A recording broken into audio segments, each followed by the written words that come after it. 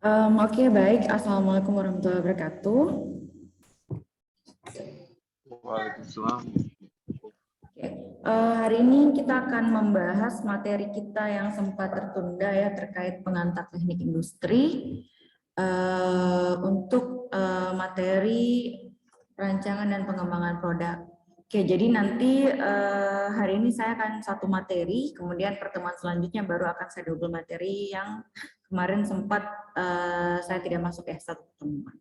Oke, untuk mempersingkat waktu, oke kita langsung masuk ke materi pembahasannya yaitu perancangan dan pengembangan produk, di mana referensinya dari Pak Sitomo ya. Jadi pengantar teknik manajemen industri, kemudian dari Ulrich yang product design dan development. Oke, untuk pertama, kalau berbicara tentang perancangan produk, sekarang kita sama-sama membayangkan dulu ya. Produk kursi, oke, kursi persepsi teman-teman sama persepsi saya apakah sama atau beda? Kursi itu kurang lebih kalau kita bilang kursi, teman-teman membayangkannya seperti apa sih? Oke, untuk refleksi kursi, oke, yang pertama mungkin ada yang bisa menggambarkan apanya yang berbeda dari biasanya kalau misalnya secara offline akan saya suruh menggambar sketsanya ya, sketsanya, kemudian dari segi warnanya seperti apa, kemudian bahannya apa saja, kemudian letaknya kira-kira kursi ini akan ditempatkan di mana, apakah ruang tamu ataupun mungkin ruang keluarga ataupun meja makan. Kemudian harganya berapa? Oke, refleksi kursi yang biasa ataupun yang saya rasa teman-teman semua bisa membayangkan bersama-sama ya. Jadi kursi secara umum itu adalah gambarnya seperti gambar yang saya tampilkan ini ya. Jadi ada sandaran belakangnya, kemudian ada kakinya 4, kemudian ada pesannya. Ini adalah kursi dengan pemahaman ataupun desain yang paling sederhana. Nah, dalam perancangan produk tentu saja ada beberapa macam jenis kursi yang bisa kita buat ya, terkait dengan sketsanya yang berbeda-beda, kemudian juga warnanya yang beda-beda, bahannya tentu saja ada yang bermacam-macam ya. Kemudian peletakannya mungkin ada yang diletakkan di ruang tamu ataupun di ruang makan ataupun di teras. Kemudian harganya jelas berbeda. Nah, dari sini teman-teman bisa melihat ya dari desain saja ya, dari perancangan produknya saja yang tadinya produknya kita mungkin yang awal adalah kursi sederhana seperti ini ya. Sederhana yang mungkin harganya adalah mungkin 100.000 atau 200.000, tapi dengan desain yang bagus, perancangan yang bagus ya. Nah, ini bisa menghasilkan harga yang bisa jadi 10 kali lipat dari harga normalnya ya, dengan mungkin penambahan beberapa nilai atau biasa disebut added value. Added value-nya itu apa? Pertama, dari segi desain, mungkin ditambahkan dari sisi ergonomisnya atau mungkin kenyamanannya ya, yang tadinya tidak ada penyangga tangan, kemudian diberikan penyangga tangan. Mungkin dari yang pertama dia bentuk kursinya cuman lurus ya, tidak membentuk misalnya punggung, mungkin diberikan yang sesuai dengan bentuk punggung. Kemudian dari segi warna, desain dan lain-lainnya. Itu adalah salah satu contoh yang namanya added value. Oke. Nah, salah satu contoh lagi penerapan perancangan dan pengembangan produk ini. Jadi untuk di kalangan student atau mahasiswa, jadi ini ada contoh dari MIT Student Group ya. Mereka membuat desain untuk tempat spidol, di mana nanti tempat spidol ini akan ditempatkan di masing-masing kelas ya. Jadi selama spidol tersebut tidak digunakan akan ditempatkan pada tempat ini. Selain untuk tempat spidol, ini juga gunanya untuk istilahnya merefill tinta. Jadi selama semalaman nanti spidol ini akan isi tinta ya, jadi secara terbalik sehingga nanti ujungnya itu biasanya tidak kering ya, sehingga siap untuk digunakan di beberapa atau di kelas selanjutnya. Ini salah satu contoh dari pengembangan produk. Contoh lain adalah ini adalah inovasi ya. Jadi dulu Jarum Black itu sering membuat kompetisi product design innovation, di mana nanti untuk pesertanya melakukan desain-desain sehingga nanti ada satu pemenang ya, yang nantinya akan dilakukan paten produk. Ya, ini salah satu contohnya, dia membuat desain terkait packaging untuk makanan ya, yang tadinya cuma satu tempat bisa dibawa, ini dia bentuknya seperti rantang. Jadi kalau misalnya teman-teman mengorder lebih dari satu makanan, ini akan memudahkan untuk pengantarannya.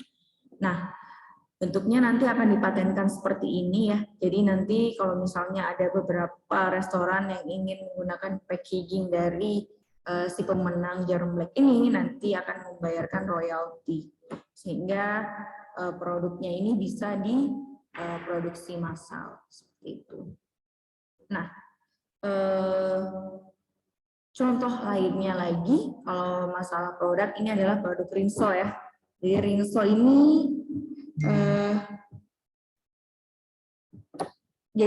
ini packagingnya pada tahun 1910 kalau tidak salah. Pokoknya packaging awalnya adalah warna hijau ya, kemudian ada bentuk Rinso. Jadi ini adalah rinso yang teman-teman biasa pakai untuk mencuci baju ya.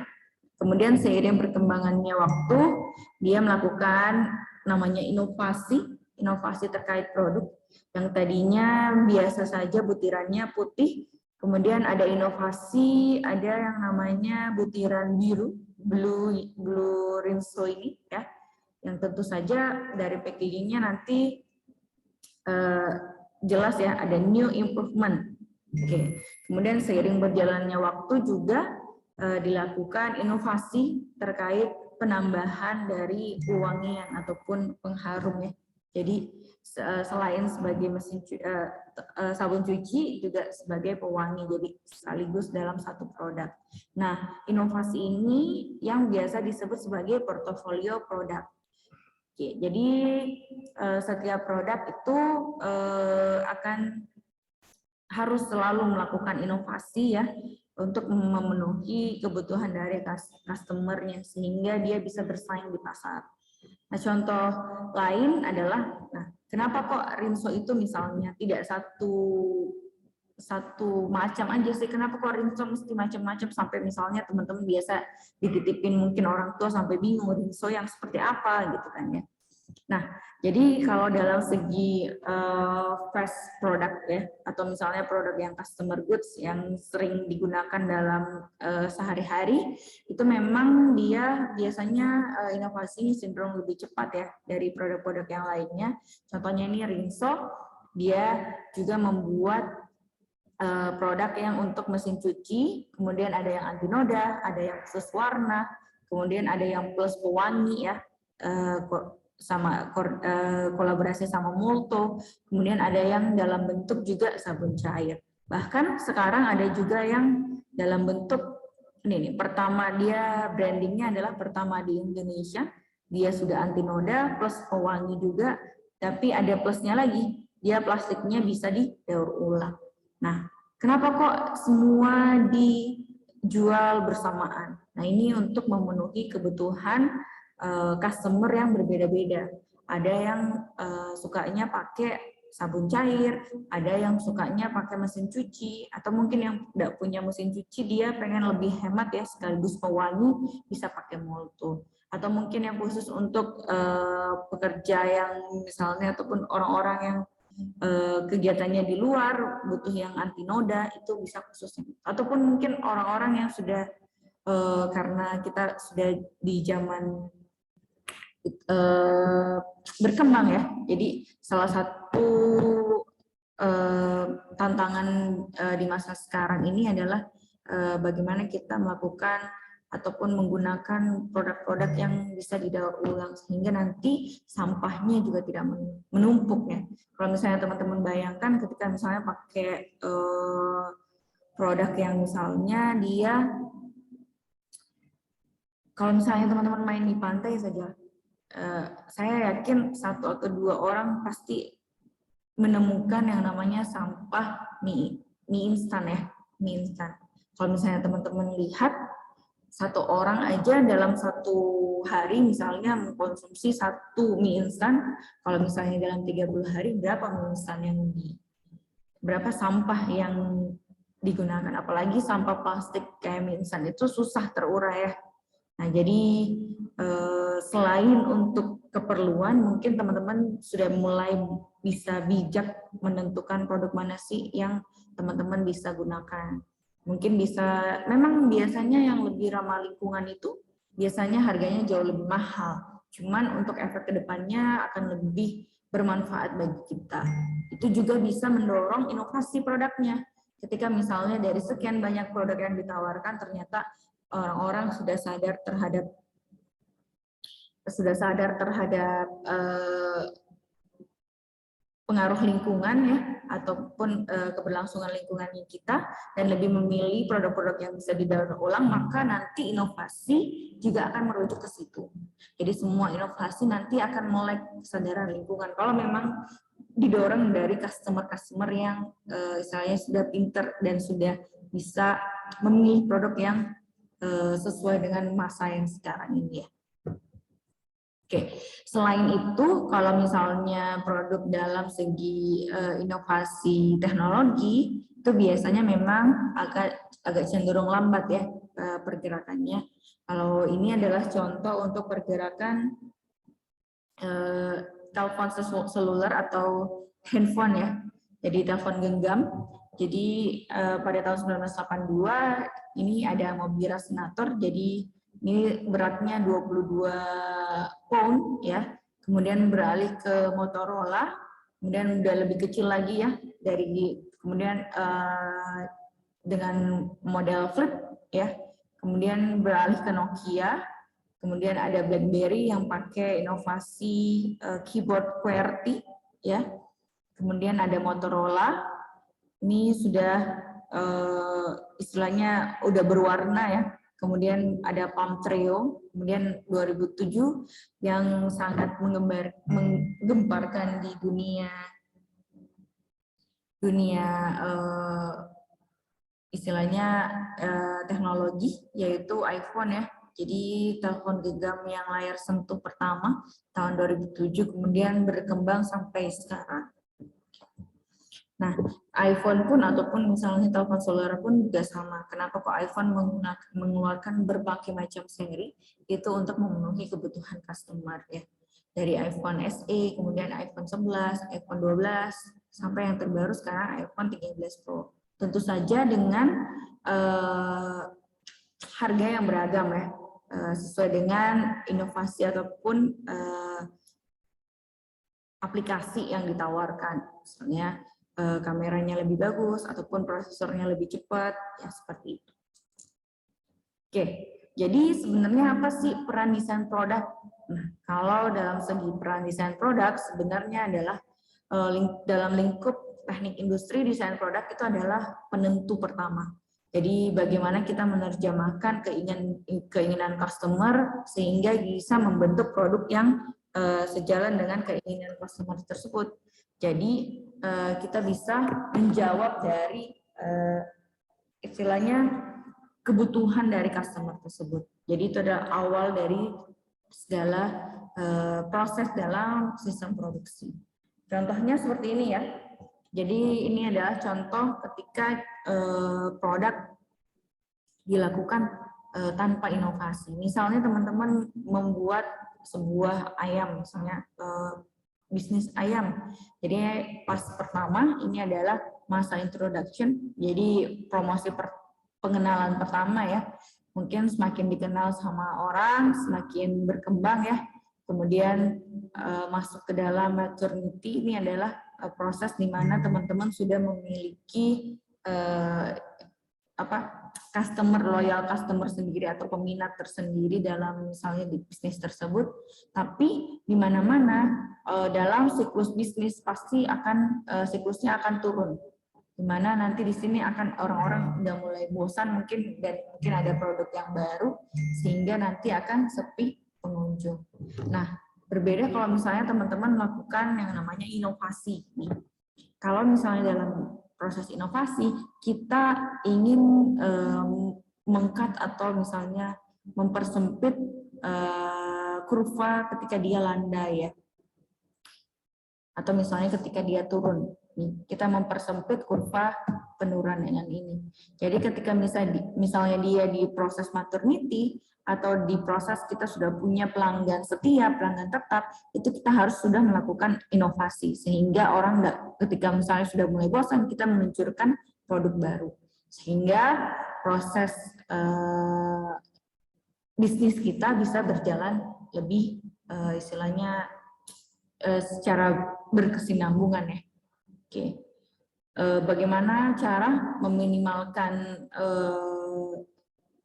kurva landai ini juga tergantung dari sistem perancangan ataupun inovasi produk dari teman-teman. Kalau misalnya di iPhone itu biasanya dia dari soft launching 2 hari setelah launching sudah melakukan inovasi untuk produk terbaru. Jadi kemungkinan dia pada masa introduction ya. Ketika dia sudah introduction, dia sudah melakukan inovasi produk sehingga kurvanya kemungkinan akan seperti ini. Jadi dia lebih landainya lebih kecil seperti itu. Tentunya kalau misalnya kita melakukan inovasi pun tentunya budgetnya berbeda ya. Tentu ada budget tersendiri. Oke, sekarang saya tanya teman-teman, kira-kira tahu nggak sih ada produk apa sih yang kira-kira yang sudah dulunya berjaya di pasar tapi sekarang tidak bisa bersaing dikarenakan tidak adanya ataupun mereka tidak melakukan inovasi pada produk mereka. Silakan Raisan, kalau misalnya ada yang tahu. Nini, boleh silakan. Nokia, Bu. Nokia ya? Oke. Kenapa Nokia Nini? Saya pernah baca itu artikel Nokia tidak melakukan inovasi produknya, jadi kalah dengan merek-merek lain. Oke. Baik, terima kasih Nini. Ada yang lain? Silahkan, satu lagi mungkin. Produk yang dulu banyak di pasaran, tapi sekarang sudah tidak ada. Silakan yang lain, raise hand. Oke, tidak perlu saya sebut nama ya. Ini mudah sebenarnya kalau teman-teman perhatikan.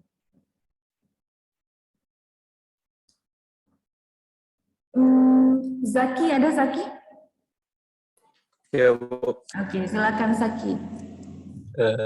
Yang dulu juga itu HP LG, Bu. HP Sama LG. Sony. Sony Ericsson ya? Iya, Bu. Oke. Oke, silakan tadi siapa yang raise hand? Alfred, silakan. Juga Bu, HP Mito dengan cuman itu tiap sampai sekarang tidak mengalami perkembangannya. Tidak ada hal-hal barunya lagi keluar, Bu. Tidak ada hal-hal baru yang keluar. Oke. Selain di bidang inovasi ataupun misalnya di bidang teknologi, ada yang lain mungkin yang teman-teman tahu? Tidak ada ya, rata-rata di bidang teknologi ya. Ya mungkin kalau misalnya teman-teman memang familiarnya di bidang itu ya. Nah, misalnya Nokia dulu kemana-mana kalau kita mau beli handphone pasti belinya Nokia. Tapi karena dia tidak bisa sama kayak yang produk-produk lainnya, karena dia tidak di saat perusahaan lain sudah menginvest di bidang touchscreen, mereka merasa loyal customer-nya akan tetap setia ke mereka dan tidak melakukan inovasi, maka yaitu dia tidak bisa bersaing di pasar dan sekarang pun bisa jadi bangkrut ya. Oke, mungkin contoh lainnya mungkin kalau misalnya teman-teman lihat beberapa gerai dari kemarin itu sempat Giant ya. Kalau teman-teman lihat beberapa gerai dari Giant. Nah, itu salah satu dampak pandemi juga. Dampak pandemi, dan mungkin mereka tidak bisa melakukan inovasi ya, mungkin terkait dengan sistem pelayanan online ya, kayak shopping online, dia tidak bisa masuk ke marketplace dan lain-lain. Makanya mereka melakukan istilahnya beberapa gerai ini sudah ditutup ya, untuk meminimalkan biaya operasional. Mungkin kalau menurut saya sih ketika misalnya Giant bisa melakukan inovasi ataupun membuat aplikasi ya, kalau teman-teman lihat Indomaret aja sudah ada aplikasinya, bisa kita order via rumah, kemudian nanti diantarkan ya. Nah, itu akan sangat membantu mungkin dari segi perusahaan tersebut. Oke, tadi kita sudah berbicara yang tidak bisa melakukan inovasi. Kalau misalnya yang bisa melakukan inovasi, ada yang bisa kasih contoh enggak? Bagaimana, Bu? Yang berhasil melakukan inovasi menurut teman-teman. Contoh produk yang berhasil melakukan inovasi. Oke, silakan raise hand biar saya lihat namanya deh. Oke, silakan Adit. iPhone, Bu. Sudah sangat berkembang sekali, Bu. Oke. Terima kasih. Made Chandra, tadi sudah raise. Mungkin dari HP Vivo, Bu. Tiap tahun ada inovasinya. Perkembangan. Inovasinya Vivo.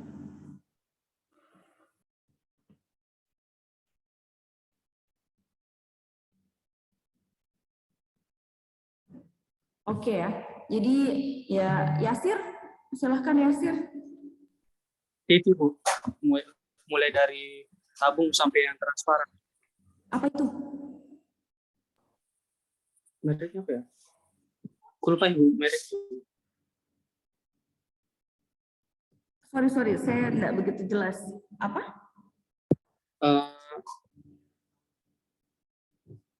Lupa nama mereknya Bu, cuma inovasinya dari tabung ke ini, ke transparan. Oke, dari tabung ke transparan. Oke. Nur Pratiwi Samad? Sebuah aplikasi software Ibu yang seperti Microsoft. Oke, Microsoft ya. Oke, terakhir Rasliawati. Kalau dari saya Ibu mungkin ini dari makanan dari kayak KFC atau McD, mereka berinovasi ini terjadinya perubahan seperti menu-menu sehingga inovasi yang dihasilkan itu mendapat respon yang sangat baik dari masyarakat, Bu. Oke, terima kasih ya. Jadi sebenarnya inovasi itu teman-teman bukan berarti produknya saja, misalnya bisa jadi dalam perkembangan produknya ya, tapi bisa juga dalam hal lain. Contohnya mungkin kalau tadi teman-teman kasih contoh yang pertama adalah handphone ya. Memang dari segi iPhone itu sangat berkembang ya. Jadi bisa jadi beberapa tahun ke depan semua mungkin orang sudah menggunakan iPhone ya. Itu bisa jadi karena mulai sekarang dia lebih berinovasi untuk membuat produk yang harga yang lebih terjangkau ya. Kalau misalnya dari segi pesaingnya dari Samsung mungkin mereka lebih cenderung melakukan perkembangan produk terkait misalnya yang handphone yang flip ya. Kayaknya Samsung terobsesi dengan fold handphone yang bisa dilipat dan lain-lain seperti itu. Nah, dari segi makanan ya, dari segi makanan, dari segi KFC juga sudah melakukan inovasi. Contohnya mungkin ada yang KFC nasi uduk, KFC atau McD, yang nasi uduk. Kemudian ada juga kolaborasi dengan BTS ya. Kalau teman-teman lihat kemarin sempat booming. Sebenarnya kalau dari segi produknya biasa saja. Cuma dari segi packagingnya, kemasan, dan bagaimana mereka mempromosikannya, nah itu jadi hal. Kalau misalnya kalian sempat beli mungkin, ya itu sebenarnya nugget biasa, nugget yang bisa teman-teman beli dengan harga yang biasa aja, cuman karena packagingnya aja yang pakai logo BTS, kemudian warna ungu dan lain-lain, nah itu menjadikannya lebih, soalnya spesial, itu juga salah satu inovasi. Atau mungkin teman-teman lihat di bidang software ya, kalau saya bicara tentang software mungkin dari perkembangan Microsoft juga ya mungkin berkembang sesuai dengan zaman. Mungkin kalau misalnya teman-teman lebih bisa membayangkan, kalau misalnya saya kasih contoh adalah aplikasi. Mungkin saya rasa sebagian besar dari kalian sudah mempunyai aplikasi Instagram ya. Kalau misalnya teman-teman lihat apa sih inovasi yang dilakukan Instagram? Untuk istilahnya kan pesaing terbesarnya sekarang ini TikTok nih. Semua informasi ada di TikTok sekarang. Tapi kalau misalnya teman-teman lihat apa inovasi yang Instagram lakukan untuk bisa survive sekarang, yang pertama dia melakukan inovasi terkait Reels ya. Dia menciptakan Reels yang kemudian bisa dimasukkan lagu, kemudian videonya juga bisa di-react dan lain-lain. Kemudian Instagram juga sekarang sudah bisa live ya. Bisa juga join live ke banyak orang. Nah, mungkin saya nggak tahu lagi ke depannya akan ada seperti apa lagi. Sekarang yang terbaru saya rasa yang sudah bisa video call ya. Kemudian ada voice call juga via Instagram. Itu adalah salah satu inovasi untuk bisa berkembang ya. Kalau mungkin dalam segi daerah ataupun dalam segi negara, kalau menurut saya yang sampai saat ini paling berhasil melakukan inovasi itu adalah kalau mungkin teman-teman familiar dengan K-Wave atau misalnya Korean Wave. Misalnya dia pertama cuman membranding ya, menawarkan produk misalnya K-pop-nya mungkin ya. Itu dalam segi lagu-lagu musik. Nah, sekarang berambah ke dramanya, K-drama. Kemudian berambah lagi ke K-food nih. Kemudian kalau misalnya kalian lihat aja di Makassar sekarang ada berapa banyak restoran yang menawarkan masakan Korea. Yang dulunya kita nggak tahu nih, ini masakan Korea apa saja. Bisa jadi seperti itu. Ya mungkin sih harapan saya mungkin kedepannya Indonesia juga bisa mengikuti Korea ya, tapi bukan mengikuti dalam hal misalnya brand Indonesia, tapi brand ambassador-nya adalah orang Korea. Saya rasa sih ya mungkin itu untuk booster pemasaran, cuman jadi nilai Indonesianya kita tuh nggak begitu dapet gitu ya. Bisa kalau saya sih harapannya ke depannya perkembangan produknya kita mungkin dengan Indonesia juga sudah banyak dikenal oleh beberapa negara.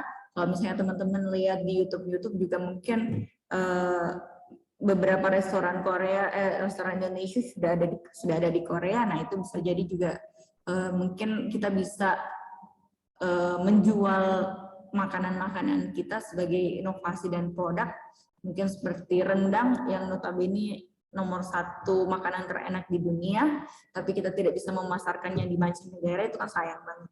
Mungkin bisa dijadikan inovasi, misalnya packaging, bagaimana rendang itu bisa awet sebagai frozen food dan lain-lain. Nah itu salah satu inovasi yang bisa kita lakukan.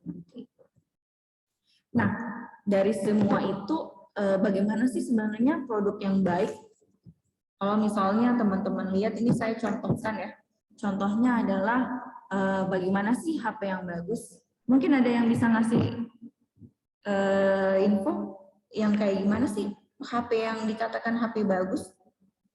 Silakan.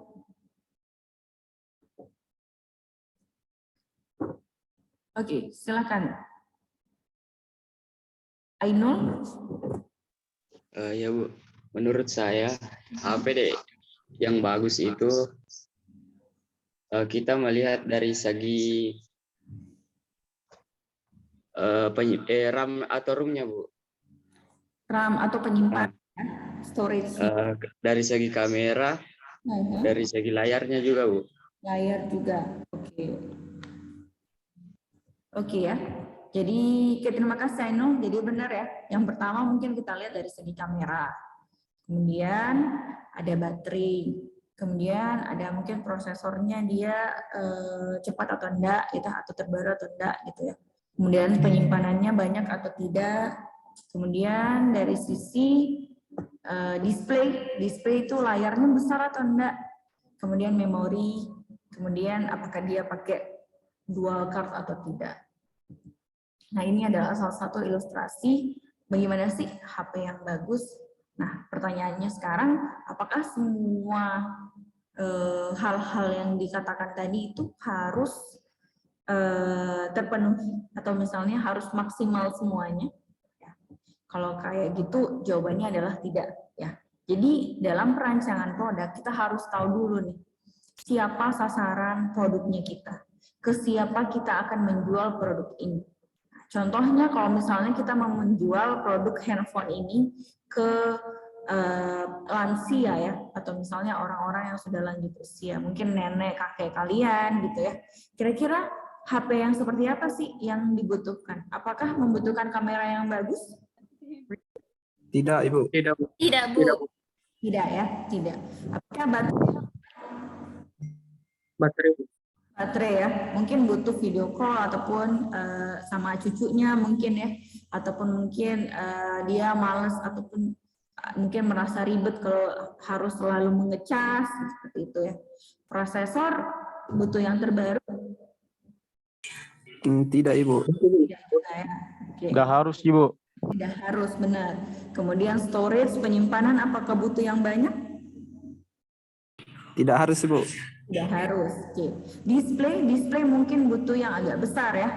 Soalnya kalau lansia biasanya kan dalam segi pandangan agak kurang jelas kalau tulisannya agak kecil gitu seperti itu. Memori juga mungkin butuh yang banyak, mungkin butuh untuk penyimpanan foto-foto cucu dan lain-lain. Kalau dual system apakah butuh? Tergantung dari penyimpanannya, Bu. Kalau banyak Ji, mungkin dah harus dipakai dual car, Bu. Oke.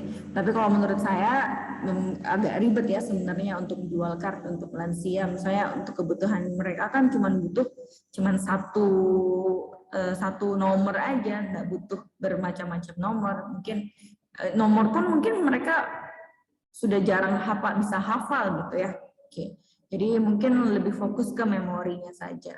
Nah, dari beberapa hal itu, tentu saja kita sudah memulai menspesifikasi nih.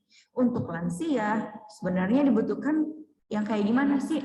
Berarti kita fokusnya ke display, memori, baterai ya.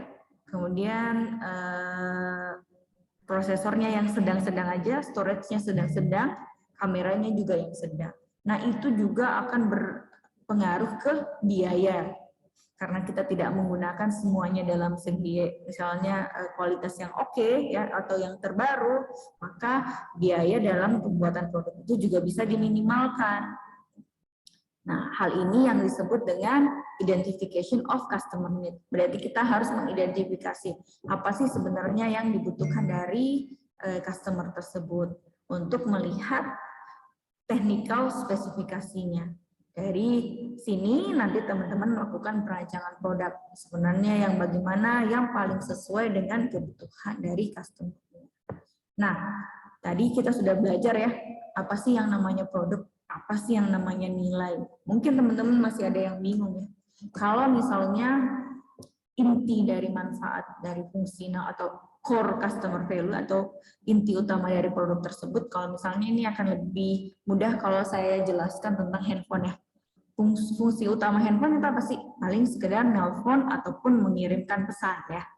Oke, itu adalah fungsi utama. Nah, kalau misalnya aktual produk ini adalah pengembangan sesuai dengan keinginan customer untuk nilai ataupun dibandingkan serta menjadi preferensi keputusan dalam membeli. Jadi ini adalah aplikasi-aplikasi tambahan, misalnya punya kamera yang pikselnya tinggi, kemudian punya istilahnya bisa punya penyimpanan yang banyak, kemudian dual card, ini masuk dalam pengembangan dual produk yang menyangkut dengan produknya sendiri ya, yang berada dalam produk itu. Nah, kalau augmented product ini adalah tambahan yang ditawarkan sebagai keinginan konsumen untuk menjadi persuasi customer. Contohnya mungkin kalau misalnya ini untuk lebih jelasnya seperti ini ya. Jadi contohnya kalau augmented product misalnya ada tempat perbaiki handphonenya di kota kalian, ataupun misalnya asuransinya atau masa bisa diganti casnya berapa lama, misalnya seperti itu. After sales lah istilahnya. Misalnya juga pengirimannya cepat, gitu ya. Atau bisa juga jadi salah satu persuasi, misalnya dia kolaborasi dengan, misalnya kalau misalnya teman-teman lihat kemarin ada handphone yang berkolaborasi dengan Blackpink gitu. Sebenarnya itu tidak berada dalam produk ya, cuman menjadi persuasif membeli ketika teman-teman bilang, oh misalnya fans Blackpink kemudian bilang, oke, handphone saya mirip dengan handphone Blackpink. Cuma sebatas itu, tapi Blackpink-nya pun tidak ada dalam produk. Nah, itu salah satu contoh augmented product. Jadi penambahan nilai, tapi sebenarnya tidak melekat dalam produk itu. Jadi untuk core customer value, yaitu basicnya ya, sebagai paling tidak bisa menelpon dan mengirim pesan.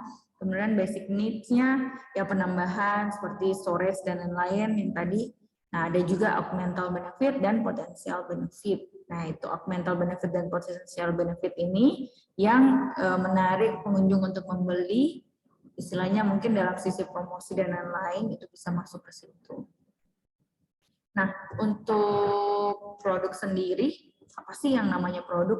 Jadi kalau produk ini adalah segala sesuatu yang dapat ditawarkan di pasar untuk memancing perhatian ataupun pembelian ataupun penggunaan yang memuaskan kebutuhan dari keinginan customer. Nah, kalau misalnya definisi value sendiri, kalau teman-teman masih bingung nilai itu apa sih maksudnya nilai? Jadi nilai ini adalah sesuatu yang dapat ditawarkan pada pasar untuk dimiliki, kemudian digunakan ataupun dikonsumsi ataupun dinikmati ya untuk memenuhi kebutuhan ataupun keinginan dari customer.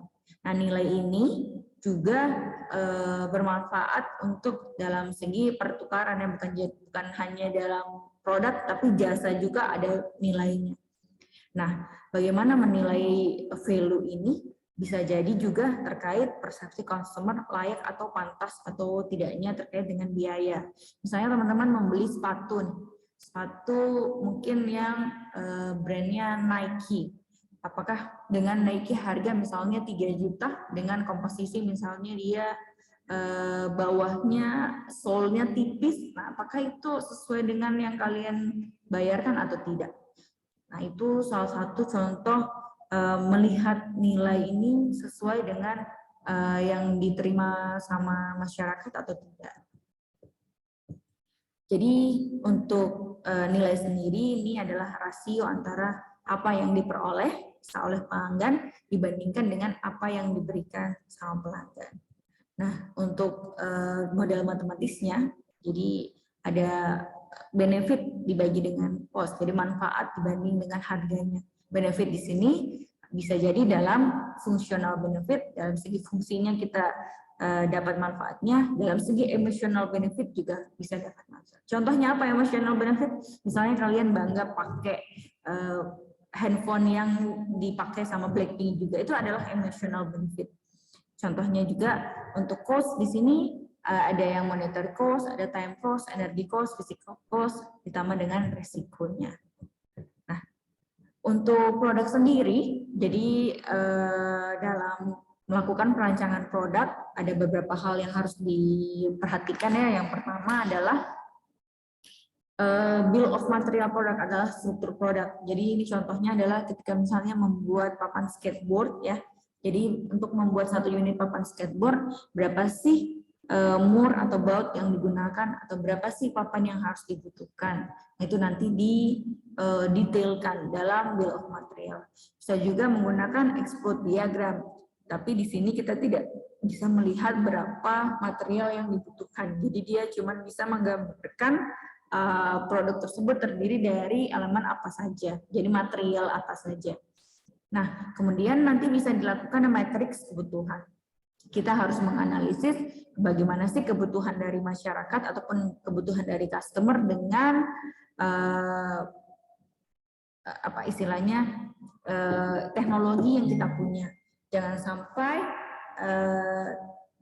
keinginan masyarakat misalnya menggunakan VR ya, virtual reality, tapi kita tidak bisa melakukan hal itu. Nah, itu juga tidak bisa terpenuhi ya. Jadi kita harus lihat dulu kapasitas perusahaan kita mampu enggak menjawab kebutuhan customer itu. Kalau misalnya tidak bisa, ya kita bisa lowerkan ekspektasi dari customer. Jadi kita melihat titik yang bisa kita penuhi seperti itu. Nantinya akan ada tabel tabulasi, di mana kita bisa melihat sebenarnya kita cenderung melakukan perancangan produk ke arah yang mana, apakah dari segi estetik ataupun penambahan atribut ataupun penambahan inovasi yang lainnya, sehingga nanti fokus untuk konsep development produknya ke hal tersebut. Untuk konsep perancangan produk ya, ada yang marketable, ada profitable, ada affordable, ada producible. Nah, kalau marketable dia harus ada pasarnya.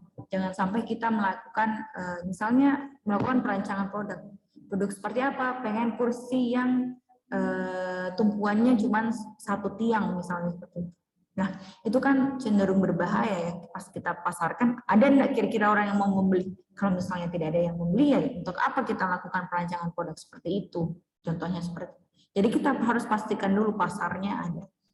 Kemudian technical viability. Jadi apakah secara technical yang kayak tadi, jadi perusahaan kita tuh mampu memproduksi hal tersebut atau tidak? Kita lihat juga ya kemampuan perusahaan. Kemudian dalam segi finansial, ekonomik juga, apakah bisa menghasilkan dan harganya bisa dirasakan, bisa dibeli sama masyarakat atau enggak. Jangan sampai kita membuat produk ya, misalnya membuat kursi yang harganya 1,3 M, gitu ya.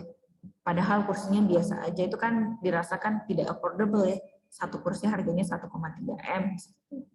Apakah profitable ketika misalnya kita memproduksi kursi yang harga 1,3 M itu setelah dilakukan penjualan, apakah kita mendapatkan keuntungan atau tidak?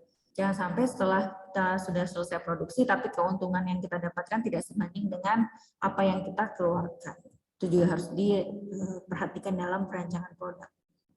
Nah, ini penjelasannya ya, yang dapat dipasarkan, dapat diterima dari customer dalam segi aspek biaya dan kualitas juga, dalam segi hukum juga harus dilihat lah, jangan sampai kita melakukan atau membuat produk-produk yang istilahnya melanggar hak cipta dan lain-lain ya, atau misalnya kita membuat produk yang sudah ada yang punya, nah itu harus diperhatikan juga.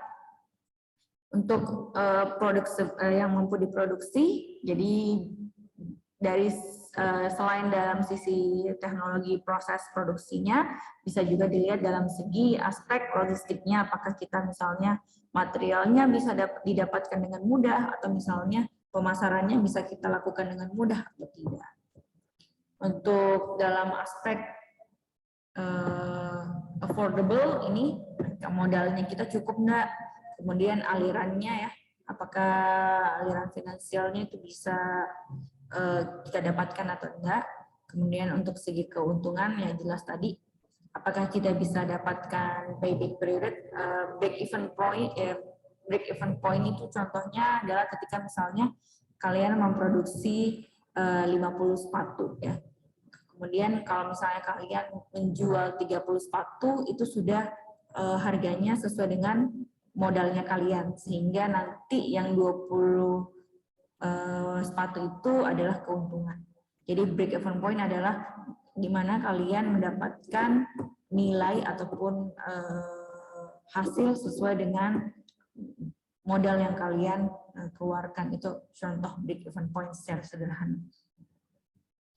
Kemudian, nah untuk kelayakan pasar ya, kita lihat dari voice of customer, ada targetnya, kemudian kualitas produknya sesuai dengan perspektif customer ya. Kemudian kelayakan harga juga terkait dengan perilaku customernya, seperti apa, daya belinya ada atau enggak. Kemudian dapat diterima di masyarakat ya. Contohnya mungkin kalau dari segi daya beli, mungkin kalau misalnya teman-teman mau membuat masakan Korea misalnya di daerah kalian yang dimana daerah tersebut belum familiar dengan masakan Korea. Nah itu salah satu hal yang patut dihindari ya, karena customernya kita belum paham tentang masakan seperti itu misalnya. Kemudian untuk kelayakan teknisnya, dari segi penguasaan ya, memungkinkan bekerja sama dengan beberapa bagian. Kemudian ada juga kalau memang digunakan outsourcing boleh, kemudian kualitasnya harus selalu terjamin ya, sesuai dengan level permintaannya. Dari segi finansial yang tadi sama saja break-even point, kemudian ada benefit cost ratio juga, margin keuntungannya, kemudian nanti yang lain-lain ini akan kalian pelajari di kelayakan ekonomi teknik dan kelayakan usaha misalnya seperti itu. Nah, jadi untuk perancangan produk sendiri ya, kalau misalnya dalam segi tradisional costing ya, biasanya desain itu cuma dikategorikan 5%, material 50%, kemudian sumber daya 15%, kemudian ya lain-lainnya adalah atau produksinya adalah 30%. Padahal sebenarnya yang paling berperan penting adalah desain, perancangan dan pengembangan produk, karena kita yang tahu nih berapa banyak material yang dibutuhkan, berapa banyak waktu yang dibutuhkan untuk memproduksi hal tersebut, sehingga secara sebenarnya ya dalam segi aktual cost-nya itu adalah 70% dipengaruhi oleh perancangan produk, 20% untuk dipengaruhi materialnya, 5% labor, kemudian produksinya hanya 5%, hanya menyelesaikan apa yang sudah dirancang. Oke, ini dalam segi profitabilitas nanti teman-teman pelajari di ekonomi teknik, kemudian affordable bisa dipelajari di akuntansi biaya, kemudian untuk produksinya nanti teman-teman belajar di material teknik ya, atau kalau di ATIM namanya mungkin pengetahuan bahan. Kemudian ada proses manufaktur, untuk marketable bisa jadi pengendalian kualitas, ergonomi ya, pemasaran. Untuk produk desainnya sendiri nanti kita akan fokus di kalau elemen mesin mungkin di sini tidak ada ya. Yang ada cuman kita fokuskan di menggambar teknik dan perancangan produk. Nah, siapa sih sebenarnya yang masuk dalam tim perancangan produk? Kalau misalnya tim intinya tentu saja bagian pemasaran, pengadaan, bagian perancangan, sama bagian pembuatan.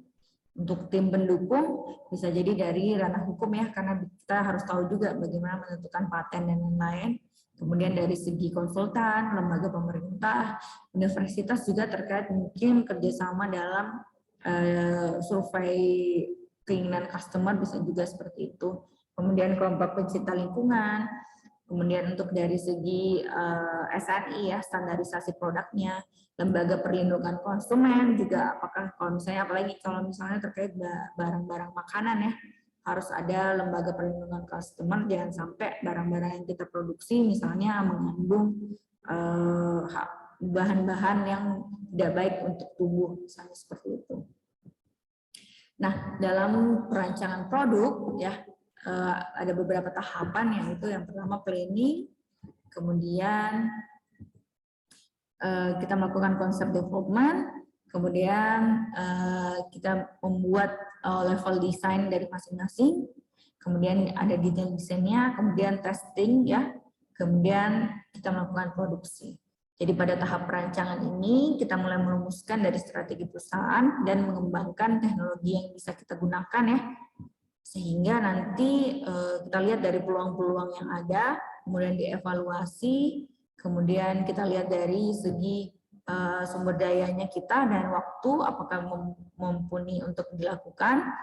Setelah itu kita lihat komplit project-nya direncanakan ya, baru masuk di product development process-nya. Nah, ini contoh product development process ya dari research and technology development. Bisa jadi dia pakai kalau produk yang baru masuk yang new product ya, new core process. Tapi kalau misalnya kita cuma next generation product atau misalnya menambahkan sedikit-sedikit saja, ini masuk yang di area biru ya. Kemudian untuk additional to family product juga sama ya, masuk ke bagian biru. Kemudian kalau tidak ada perancangan produk, nah ini berarti kita harus support dari segi hal yang lain. Nanti ini teman-teman pelajari lebih rinci di mata kuliah perancangan dan pengembangan produk. Untuk pengembangan konsepnya, kita ada yang namanya identifikasi kebutuhan customer kayak tadi. Kita melakukan handphone untuk lansia ya. Kemudian dikasih lihat dulu spesifikasinya apa saja. baru melakukan beberapa konsep. Biasanya ini minimal 3 konsep yang dilakukan ya. Kemudian nanti dari ketiga konsep itu kita lakukan seleksi konsep, kemudian testing konsep, dan finalisasi spesifikasi untuk project planning produksinya. Ini tahapan untuk perancangan produk ya. Jadi ini ilustrasi dari beberapa konsep sih sebenarnya yang dibuat. Jadi biasanya akan banyak konsep ya. Setelah itu baru kita saring, kemudian kita lakukan penilaian yang akhirnya nanti pada tahap akhir didapatkan satu konsep produk. Kemudian untuk level perancangan produk ada yang namanya agregasi dan disagregasi. Jadi kalau misalnya agregasi dia mulai dari item ya, jadi dari bermacam-macam produk kemudian disatukan menjadi produk inti. Kalau yang disagregasi dia jadi satu tipe, kemudian di breakdown menjadi elemen-elemen. Contohnya juga pada tahap ini adalah ada strategi untuk late differentiation dan early differentiation. Jadi dalam perancangan produk kita bisa melakukan diferensiasi atau perbedaan pengembangan produk di akhir dan di awal. Contohnya kalau di akhir apa? Kalau misalnya teman-teman lihat produk mie instan ya, produk mie instan kan kalau yang bungkusan bentuknya sama semua ya, kotak ya, yang membedakan nanti dia di akhir adalah kemasan dan bumbunya. Itu adalah contoh inovasi untuk late differentiation. Tapi kalau early differentiation mungkin teman-teman bisa lihat perbedaan antara mie instan yang bungkus dengan mie instan yang cup. Contohnya kenapa? Karena dari awal mereka sudah berbeda dari segi bentuk mie. Kalau yang cup biasanya dia bulat, kalau yang bungkus dia kotak ya. Jadi dia dibedakan di awal produk. Contohnya seperti itu. Untuk desain detail, jadi nanti teman-teman bisa pelajari lebih dalam di perancangan produk ya, ini tentang spesifikasi terkait membuat modelisasinya, visualisasi ya, bagaimana cara membuat prototipenya nanti. Nah, contohnya seperti ini. Sebenarnya produk itu kalau teman-teman lihat dalam kasat mata adalah mobil, tapi dalam perancangan produk kita harus tahu, misalnya dalam satu mobil ini berapa sih mur atau baut yang dipakai, berapa sebenarnya, berapa banyak besi yang dipakai, atau misalnya berapa banyak cat yang dipakai untuk mengecat satu mobil. Nah, itu harus diketahui secara detail dalam perancangan produk. Nah, untuk tahap pengujian dan perbaikan konsep dari unit tes ya, kita tes pertama dulu, kemudian unit persatuan tesnya, kemudian dilihat dari segi fungsi, kemudian dari segi sistem, kemudian dilihat dari penggunaannya dengan manusia, baru nanti di sini ditentukan apakah produk tersebut bisa dipasarkan atau tidak. Ini tahap persiapan produksi ya. Jadi dari tahap perancangan produk nanti kita lakukan istilahnya bagaimana cara melatih tenaga kerja untuk membuat produk tersebut, kemudian mengatasi masalah-masalah yang mungkin terkait dalam sistem produksi. Nah, kalau dalam segi pengembangan produk terdahulu, jadi pengembangan produk itu sendiri-sendiri ya, kita lihat dulu customer-nya pengennya apa, kemudian kita mengembangkan konsep produknya, kemudian didesain, kemudian dimanufaktur, kemudian produksi. Tapi kalau yang sekarang agak berbeda. Kebanyakan perusahaan sudah menerapkan yang namanya concurrent design. Jadi semua divisi saling membantu dalam pada proses perancangan produk tersebut. Jadi meminimalkan terjadinya miss ataupun kesalahan dalam pada saat produksi. Karena kalau misalnya tidak duduk bareng ataupun tidak dijelaskan bersama-sama, bisa jadi ada miss nih di saat kita melakukan desain dan pada saat produksi. Bisa jadi misalnya desainnya ternyata tidak bisa diproduksi misalnya dengan material A misalnya seperti itu. Jadi dengan melakukan concurrent design ataupun design team, ini bisa diminimalkan kesalahan seperti itu. Ini contoh kalau concurrent design ya. Jadi semuanya berperan aktif untuk melihat ataupun mengembangkan produk tersebut. Nah, ini untuk traditional concurrent design ya, dari dia research, design, kemudian dispesifikkan, kemudian diproduksi. Nah, yang paling bagus yang sekarang yang pakai simultaneous engineering team. Jadi semuanya saling bersinergi untuk melakukan perancangan produk sehingga nanti terkait fabrikasi dan assembly-nya akan lebih baik lagi. Nah, untuk melakukan perancangan produk sendiri sebenarnya akan ada banyak metode yang bisa diterapkan ya. Salah satunya ini adalah DFMA, di mana DFMA ini adalah desain untuk produk-produk yang di-assembly atau yang biasa teman-teman lihat yang namanya dirakit. Jadi bagaimana cara kita melakukan desain atau mendesain produk yang khusus untuk dirakit ya, sehingga istilahnya tidak banyak pergerakan yang digunakan sehingga nanti produksinya juga akan semakin banyak ya, dalam satu kali running misalnya seperti itu.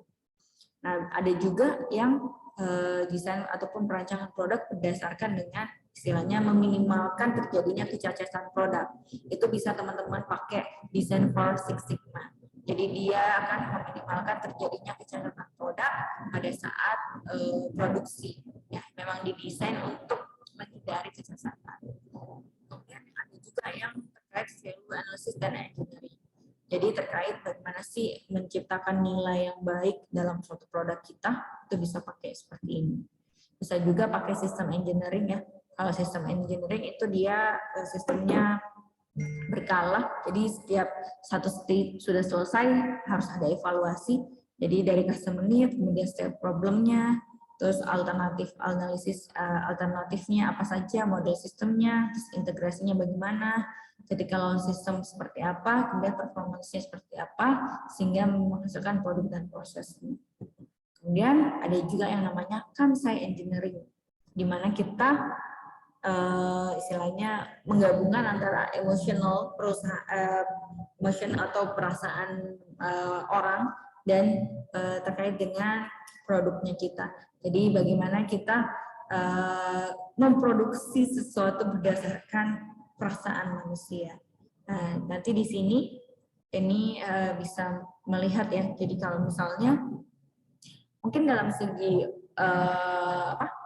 perasaan di sini sangat erat kaitannya dengan kreativitas ya, juga sangat erat kaitannya dengan estetik ya. Bagaimana suatu keindahan itu dinilai dalam suatu produk ya, yang bisa membuat emosional yang lihat itu jadi lebih baik seperti itu contohnya.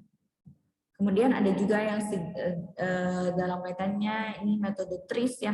Kalau TRIS ini ada beberapa parameter, ada kurang lebih, ada yang 39, ada yang 40 parameter ya. Nah, terkait apa saja yang diperhatikan dalam perancangan produk. Kemudian yang akan kita gunakan nanti untuk mata kuliah perancangan dan pengembangan produk itu adalah House of Quality, jadi rumah kualitas. Bagaimana kita menerjemahkan keinginan customer dengan kemampuan yang kita punya sehingga nanti bisa ditargetkan produk yang bisa menjawab keinginan customer melalui House of Quality. Kemudian ini juga bisa pakai Garvin ya. Jadi teman-teman jangan salah, produk itu bukan hanya yang bisa teman-teman lihat secara mata, tapi juga jasa juga salah satu bentuk produk ya. Misalnya teman-teman di bank dan lain-lain, itu juga bisa dilihat. Nah, sini bisa pakai yang Garvin dimensi dalam kualitas, bagaimana cara performansnya, fiturnya, keandalannya. Nah, ini juga salah satu metode yang bisa teman-teman pakai dalam perencanaan produk. Kemudian yang terakhir ini adalah Kano model. Jadi bagaimana membuat atau merancang suatu produk yang bisa mencapai kepuasan dari customer berdasarkan dengan keterbatasan yang kita miliki ya. Dalam segi ada diagramnya nanti. Bagaimana kita lihat dari segi basic, waktu, kemudian performance-nya, kemudian dari kepuasan dari customer-nya seperti apa. Sampai sini saja untuk perancangan produk. Ada yang ingin ditanyakan?